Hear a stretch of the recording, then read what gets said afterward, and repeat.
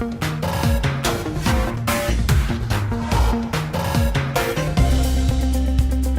nom est Marie-Estella Richard. Je suis propriétaire de la ferme La Chèvre laitière de Hearst.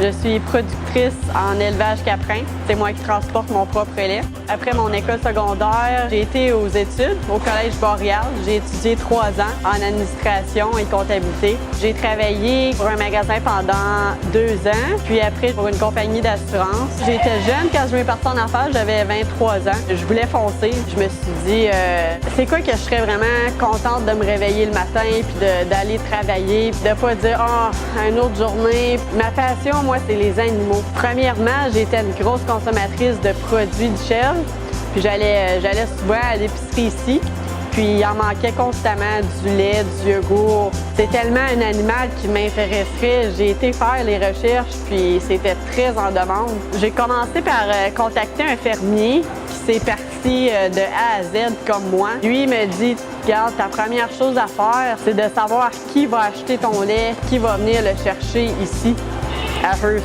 J'ai contacté le Dairy Goat Co-op, puis eux, ils m'ont dit ils viendraient pas chercher mon lait ici à Hearst, c'est trop loin. À partir de là, j'ai continué mes recherches, j'ai pas abandonné pantoute, j'ai pas regardé en arrière. Moi, c'est pas moi faire ça. J'ai su qu'il y avait eu une fromagerie à Kapuskasing. Eux autres, ça faisait 1 an qu'ils sont en entreprise. J'ai été visiter leur site, puis ça disait qu'ils sont à la recherche de lait de chèvre local. Ils voulaient faire des fromages de chèvre. Le lendemain, j'ai été les visiter à Kapuskasing. Puis c'est de là qu'on a fait une entente, moi puis eux, François et Denis Nadeau.